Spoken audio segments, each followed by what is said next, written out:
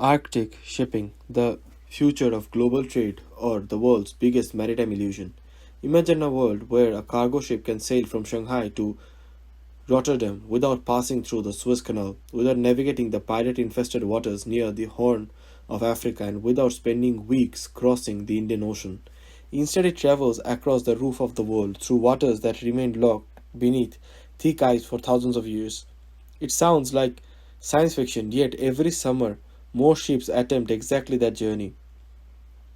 As climate change transforms the Arctic faster than any other region on Earth, governments, shipping companies, and military planners are asking the same question.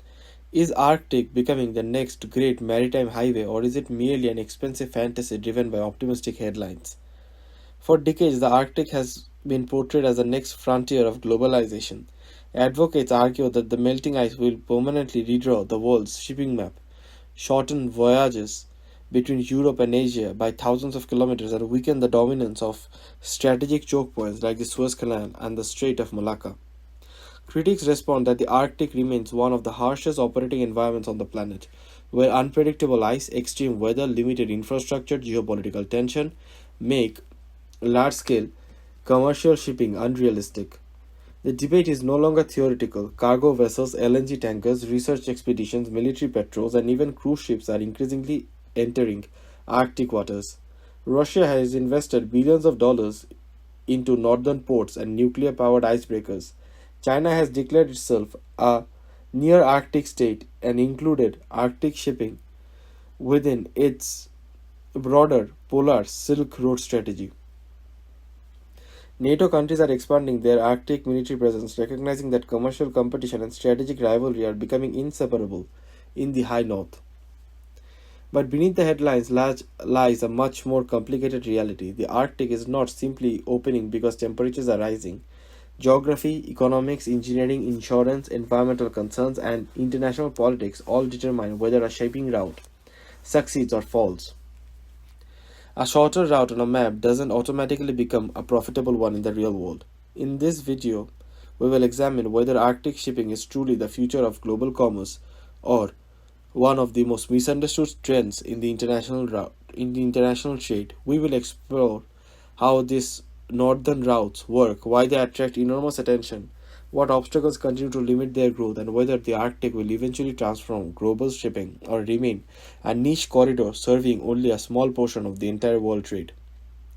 Chapter 1: Why the Arctic was never a shipping route. For most of human history, the Arctic represented the ultimate maritime barrier. Long before satellites could monitor sea ice and nuclear powered icebreaker could carve passengers through frozen waters, the Arctic Ocean was regarded as an impassable fortress. Thick multi-layer ice, some of it several meters deep, drifted unpredictably across the ocean, crushing wooden ships and trapping entire expeditions for months or even years. Unlike the Atlantic or Pacific, where storms eventually pass and routes remain open, the Arctic offered no guarantee that a path would exist from a week to the next. This hostile environment defeated some of the world's greatest explorers. During the 16th and 17th century, European empires desperately searched for a northern shortcut to Asia.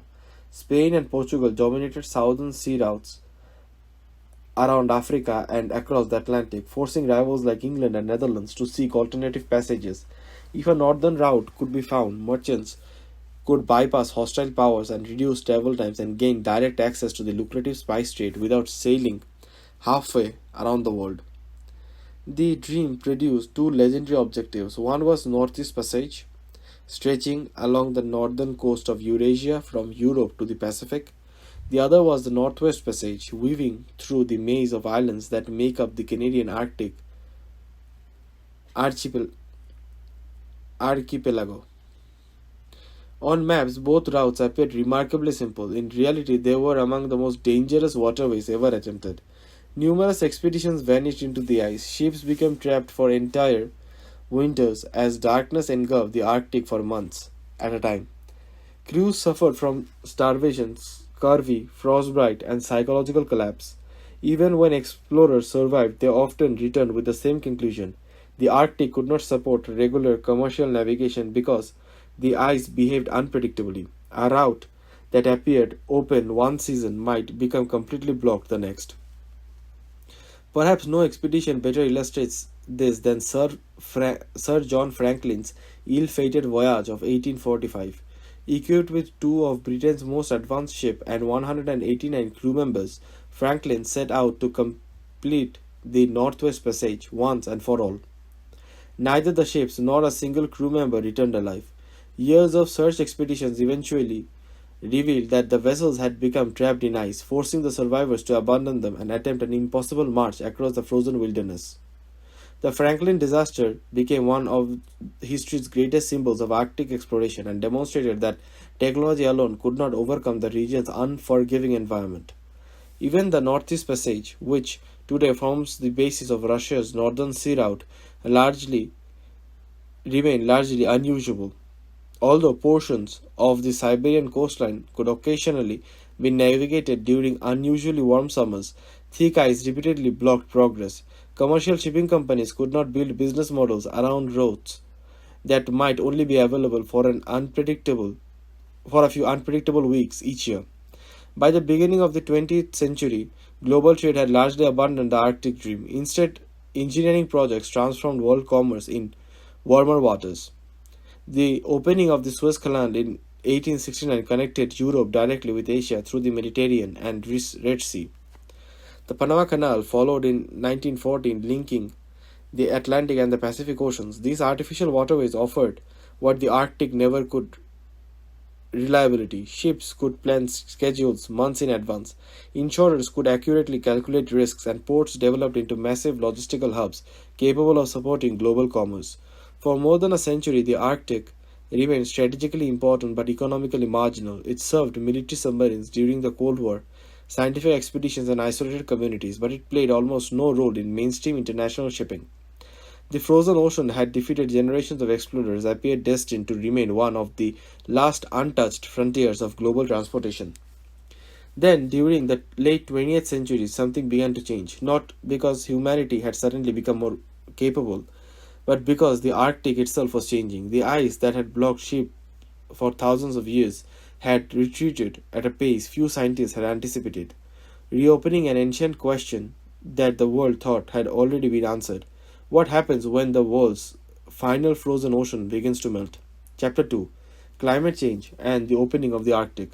The transformation of Arctic shipping didn't begin with a revolutionary new ship or a breakthrough in navigation technology. It began with a change in the climate itself. Over the past few several decades, Arctic was warmed at roughly 3 to 4 times the global average, a phenomenon scientists refer to as Arctic amplification. As temperatures increased, sea ice that had accumulated over centuries began to retreat, thinning in both thickness and extent. Areas that had once been permanently frozen started experiencing week and eventually months of navigable waters during the summer. To understand why this matters, it is important to distinguish between seasonal ice and multi-layer ice. Seasonal ice forms during the winter and melts during the summer. Multi-year ice survives summers, becoming thicker, denser, and significantly harder for ships to penetrate. For centuries, much of the Arctic Ocean was dominated by older and stronger ice. Even powerful vessels struggled against it. As warming accelerated, however, multi-year ice began disappearing, replaced by thinner seasonal ice that is easier for icebreakers and sometimes even more conventional to navigate. Satellite observers since the late 20th century have documented dramatic decline in Arctic sea ice during the summer months. Every decade has generally recorded lower minimum ice coverage than the one before it. Some years have produced record-breaking reductions, fueling speculation that the Arctic Ocean could eventually become nearly ice-free during the late summer. While ice-free doesn't mean that the complete absence of ice, it indicates conditions where commercial navigation becomes far more feasible across large sections of the ocean. This environmental shift fundamentally altered strategic calculations. Shipping companies that had previously dismissed Arctic routes as impossible began running feasibility studies. Governments started updating maritime policies that had remained largely unchanged for generations. Insurance firms developed specialized Arctic risk assessments. Shipbuilders designed stronger ice class vessels capable of operating in mixed ice conditions without requiring continuous ice break assistance. Russia recognized the opportunity earlier than most, stretching across more than 24,000 kilometers of Arctic coastline. It possesses by far the longest northern frontier of any country. As ice retreated, Moscow viewed the Northern Sea Route not merely as a shipping lane but as a national economic project. Investments followed into deep water ports, navigation systems, search and rescue facilities, Arctic airfields, and the world's largest fleet of nuclear powered icebreakers. The objective was straightforward: transform a once inaccessible coastline into an international trading corridor under Russian administration. The changing Arctic also attracted countries that possesses no Arctic coastline at all. China became particularly interested despite lying thousands of kilometers to the south. Beijing argued that the climate change in the Arctic would affect the global economy and therefore justified broader international participation. Under its Polar Silk Road initiative, China began investing in Arctic research, ice capable vessels, satellite systems, and partnerships with northern states. For Chinese exporters, even the modest reductions in shipping time between East Asia and Europe could generate substantial economic benefits across millions of containers. Yet the shrinking of ice didn't create an open ocean comparable to the Atlantic or Pacific. Instead, it created a far more unpredictable environment. Ice conditions vary dramatically from year to year. Wind patterns can push floating ice into narrow channels within hours, suddenly blocking routes that appeared completely open on satellite imagery. Dense fog frequently reduces visibility to near zero. Powerful storms generate large waves that conventional Arctic infrastructure is often poorly equipped to handle. Even during relatively warm summers, ships may encounter isolated fields of thick, multi-year ice capable of damaging vessels that are not specifically designed for polar operations. The climate change also introduced a paradox. The same warming that makes Arctic navigation more accessible simultaneously creates new operational risks. Melting permafrost destabilizes roads, ports, pipelines, and coastal infrastructure throughout the Arctic. Increased iceberg calving from the Greenland introduces additional navigational hazards. More open water allows stronger wave action to erode coastlines that had previously protected by sea ice. In other words, the Arctic is becoming more navigable, but not necessarily more predictable. By the early 21st century, one conclusion had become unavoidable. The Arctic was no longer a permanently frozen barrier. It had entered a transitional era in which navigation was increasingly possible, but only under carefully managed conditions. The centuries old question was no longer whether ships could cross the Arctic. The new question was whether those voyages could become reliable enough to compete with the world's established maritime highways. Chapter 3: The the three Arctic sea routes that could reshape global trade. When people speak about Arctic shipping, they often imagine a single highway stretching across the top of the world. In reality, no such highway exists. The Arctic contains three distinct maritime corridors, each with its own geography, political complications, economic potential, and operational challenges. Although all three connect the Atlantic and the Pacific Oceans, they are vastly different in terms of practicality. Understanding these routes is essential because the future of Arctic shipping depends less on melting ice alone than on which corridor proves commercially sustainable. The first and by far the most important is the Northern Sea Route, running along Russia's northern coastline from the Barents Sea to the Bering Strait. This route hugs the Siberian coast for thousands of kilometers before reaching the Pacific. Unlike the central Arctic Ocean, the coastal waters benefit from relatively shallower ice conditions. Nearby ports, Russian search and rescue stations, satellite coverage, and most importantly, continuous support from Russia's powerful fleet of nuclear based icebreakers. Because of these advantages, the Northern Sea Route has become the only Arctic corridor that supports regular commercial shipping today. For vessels traveling between East Asia and Northern Europe, the Northern Sea Route offers a significant geographical advantage. A voyage from Shanghai to Rotterdam can be shortened by several thousand kilometers compared with the traditional Suez Canal route. For sailing, days translate into lower fuel consumption and reduced crew expenses, and potentially faster cargo delivery. For industries transporting high value goods or bulk commodities, even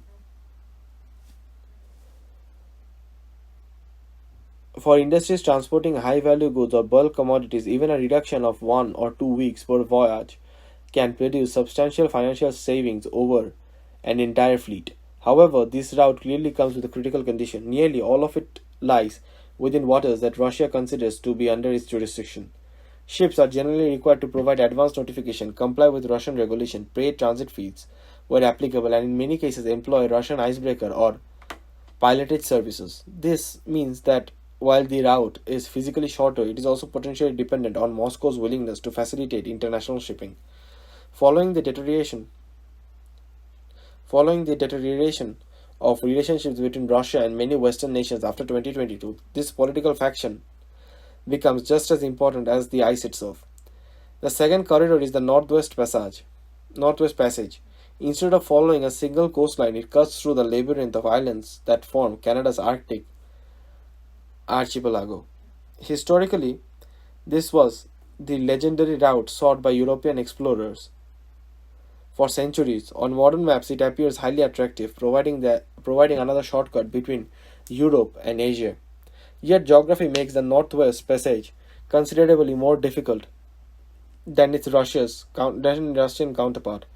The Canadian Arctic consists of narrow channels, shallow waters, unpredictable currents, and numerous islands where sea ice can accumulate rapidly. Unlike Russia's northern coast, there are relatively few major ports, repair facilities, or logistical centers capable of supporting large scale international shipping. Navigation charts remain less developed in certain regions, and emergency response capabilities are spread across an enormous area with a very small population. As a result, even though climate change has increased seasonal accessibility, commercial operators generally view the Northwest Passage as riskier and less predictable than the Northern Sea Route. Political disagreements also complicate its future. Canada considers most of its Northwest Passage to be internal Canadian waters, giving Ottawa the authority to regulate transit. Several other countries, including the United States, argue that it constitutes an international strait through which ships could enjoy freedom of navigation. This legal disagreement has never been fully resolved and could become increasingly significant if commercial traffic expands in the coming decades.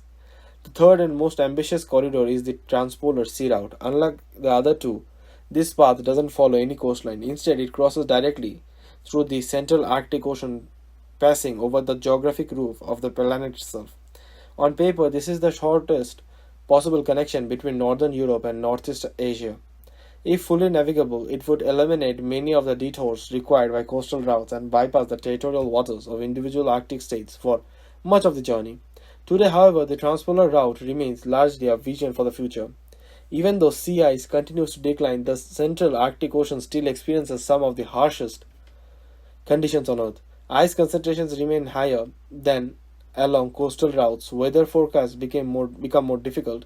Communication infrastructure is minimal, and there are effectively no ports where ships can seek shelter, repairs, or emergency assistance. Any vessels operating there must be almost entirely self-sufficient for extended periods. These three corridors illustrate why discussion about Arctic shipping often become oversimplified. The phrase Arctic route hides enormous differences between waters and that already support commercial voyages and routes that remain impractical for decades. While headlines often suggest that melting ice is opening a single northern superhighway, the reality is a patchwork of opportunities shaped by geography, infrastructure, international law, and state power. The race is not simply about what can sail through the Arctic first. It is about which route can consistently deliver cargo safely, profitably, and predictably enough to establish the arteries of global trade. Chapter 4: The Economic Promise: Why Businesses Want an Arctic Shortcut. For global shipping companies, extra nautical mile has a price. Every extra nautical mile has a price. Every extra day at sea means more fuel burnt, higher crew cost, greater engine wear, increased insurance exposure, and delayed cargo delivery. The modern shipping industry operates on extraordinarily thin profit margins. When saving even a few percentage on operating costs across hundreds of voyages can translate into hundreds of millions of dollars. This is why the Arctic attracts so much attention. It is because companies are fascinated by the polar environment. It is because geography appears to offer a rare opportunity to reduce one of shipping's largest expense distance. Consider the traditional voyage from Shanghai to Rotterdam. A container ship leaving China's east coast typically sails through the East China Sea, crosses the Strait of Malacca, enters the Indian Ocean, transits the Suez Canal, passes through the Mediterranean, Mediterranean,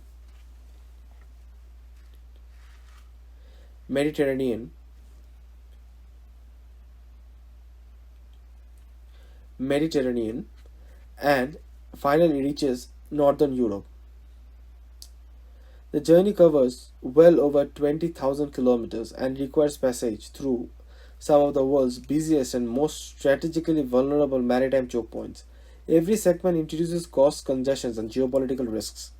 The Northern Sea Route offers an alternative. Instead of traveling south through tropical waters, vessels can head vessels can head north along the Siberian coastline before entering the Barents Sea and continuing towards Europe. Depending on the origin and destination, the voyage can be shortened by roughly 30 to 40%. In ideal conditions, this reduction may save anywhere from 1 or 2 weeks of sailing. Time savings have consequences that extend far beyond fuel consumption.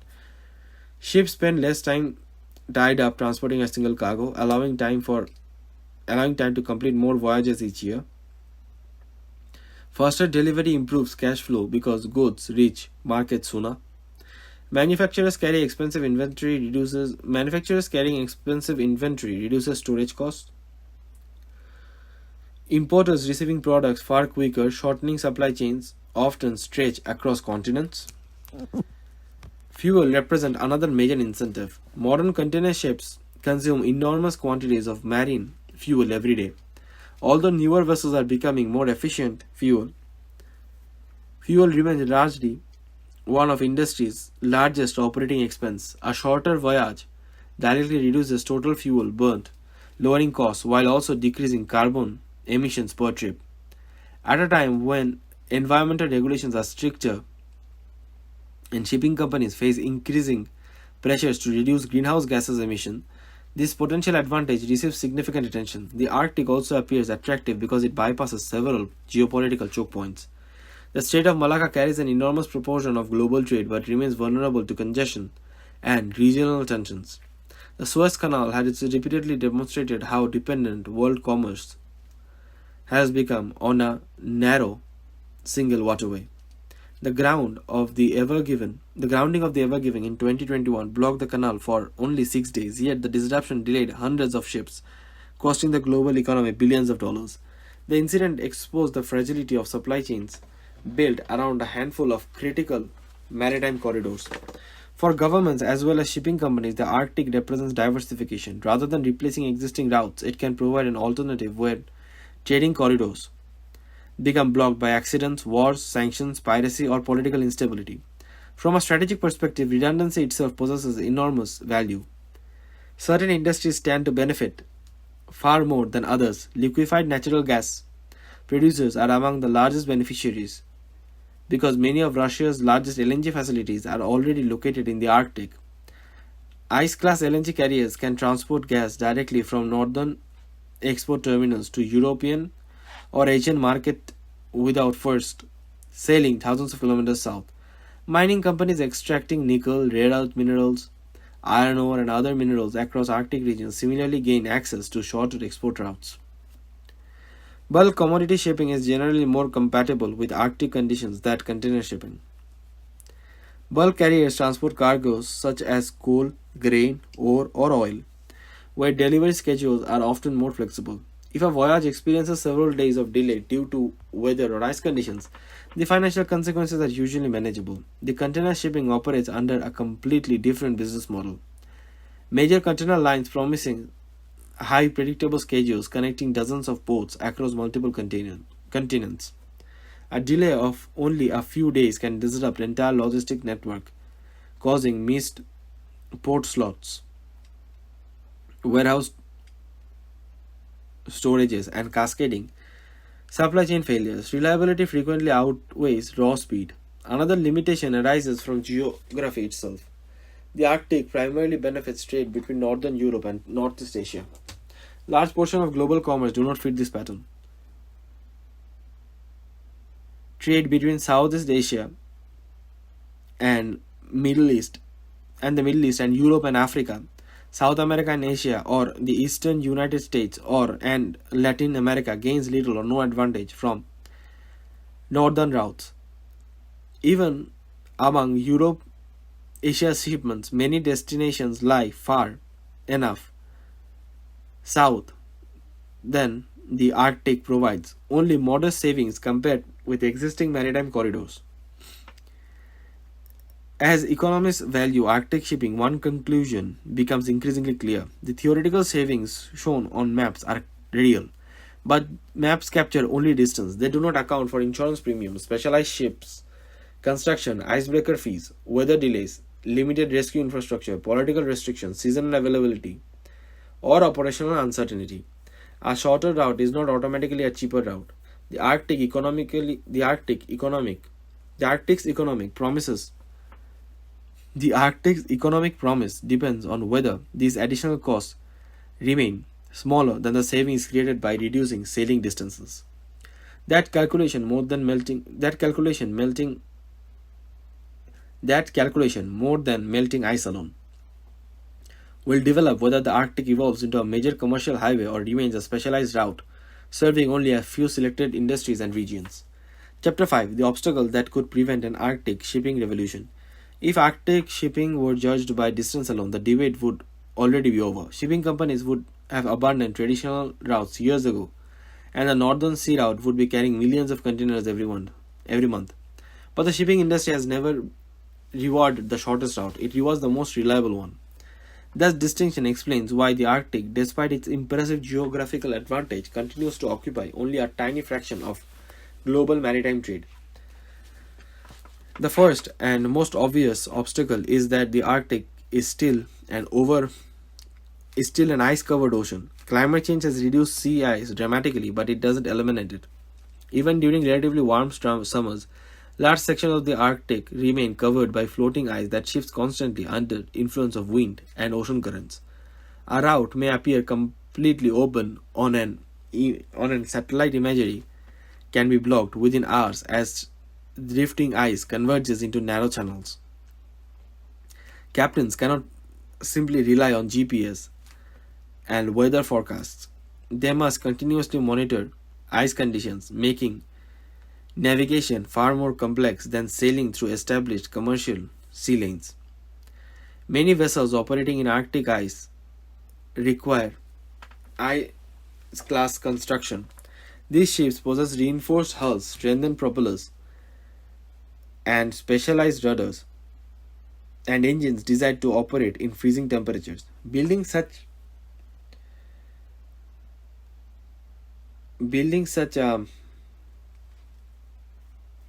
vessels costs significantly more than constructing conventional cargo ships. Operators must decide whether the additional investment is justified for routes that may only be usable for part of the year. A company whose fleet spends most of its time sailing through tropical waters has little incentive to purchase expensive Arctic capable ships. Even ice class vessels often require assistance. Russia's fleet of nuclear powered icebreakers, the largest in the world, clears pathways through difficult sections of the Northern Sea Route. While this dramatically improves navigability, it also introduces additional costs, escort fees, scheduling requirements, and dependency on icebreakers availability reduce much of the economic advantage created by shorter voyage. Every additional operational requirement narrows the financial margin that initially make the Arctic attractive. Insurance companies add another layer of complexity. Arctic voyages involve risks rarely encountered elsewhere. Rescue operations may require aircraft or icebreakers traveling hundreds of kilometers from the nearest base. Communication systems remain less comprehensive than those covering major shipping lanes. Mechanical failures that might be minor inconveniences in the Mediterranean or South China Sea can become life threatening emergencies in polar conditions. As a result, insurers frequently charge significantly higher premiums for Arctic operations, increasing the overall cost of every voyage. Infrastructure presents another major limitation. The world's busiest shipping routes are supported by enormous logistical network. Ports provide repairs, refueling, replacement crews, medical facilities, warehousing, custom services, and emergency assistance. If a container ship deploys an and if a container ship develops an engine problem while crossing the Mediterranean, multiple repair facilities are within reach. Along much of the Arctic coastline, those options simply do not exist. Large stretches of northern sea route remain isolated, with vast distances separating ports capable of handling major commercial vessels. Emergency diversions can become extremely expensive, while routine maintenance opportunities are limited. Weather introduces additional uncertainty beyond the ice itself. Dense fog frequently reduces visibility to only a few hundred meters. Powerful Arctic storms generate dangerous sea conditions despite the relatively short fetch of northern waters. Freezing spray can accumulate rapidly on ships, coating decks and equipment with heavy layers of ice that affect stability and require constant removal by the crew. Long periods of darkness during the polar wind further complicate navigation and emergency response. Modern technology reduces these challenges but doesn't eliminate them. Perhaps the greatest obstacle is reliability. Modern container shipping operates according to highly synchronized schedules. A single vessel may visit a dozen ports on one voyage, each reserving unloading equipment, trucking capacity, rail connections, warehouse space weeks in advance. If a ship arrives several days late because ice conditions forced a detour or required an unexpected icebreaker escort, the disruption extends far beyond the delayed shipment. Entire logistic networks begins to fall out of sequence. For many shipping companies, avoiding uncertainty is worth more than saving days of travel time. Environmental regulations also impose unique constraints. The Arctic ecosystem is among the most fragile on Earth. Oil spills degrade far more slowly in freezing temperatures than in warmer seas, while cleanup operations become extraordinarily difficult beneath drifting ice. Marine mammals, fish populations, and indigenous communities depend on ecosystems that remain selectively undisturbed compared with heavily industrialized oceans. Governments therefore impose stricter operational standards in many Arctic regions, requiring additional safety measures that further increase operational cost. These combined obstacles reveal why predictions of an imminent Arctic shipping revolution have repeatedly fallen short. Geography offers extraordinary potential, but commercial shipping depends on far more than maps. Every voyage must balance distance against cost, speed against reliability, opportunity against risks. Until those competing factions align consistently, the Arctic will remain an impressive strategic alternative rather than an outright replacement for an established maritime arteries that continue to carry the overwhelming majority of trade. Chapter 6: Russia's Arctic Empire and the Battle for Control of the Northern Sea Route. If there is one country positioned to benefit more than any other from this opening of the Arctic Ocean, it is Russia. No nation possesses a longer Arctic coastline than more northern ports, greater icebreaking capability, or a stronger strategic incentive to transform the Arctic into a commercial highway. For Moscow, Arctic shipping is not simply an economic opportunity. It is a national strategy that combines trade, energy, military power, and geopolitical influence into a single long-term vision. Russia's Arctic coastline stretches for thousands of kilometers from the Barents Sea near Norway to the Bering Strait opposite Alaska. Running almost parallel to the coastline is the Northern Sea Route, the only Arctic shipping corridor currently capable of supporting regular commercial traffic. Geography alone gives Russia enormous leverage. Any vessel wishing to use the route for most of its journey must operate close to Russian territory and in many cases under Russian regulations. Unlike many Arctic nations, Russia didn't wait for the ice to disappear before investing. Decades before Arctic shipping entered mainstream discussion, Moscow began rebuilding northern infrastructure. Deepwater ports were expanded. Airfields abandoned after the Cold War were modernized. Navigation systems were upgraded. Search and rescue stations were constructed across remote coastlines. Satellite monitoring improved.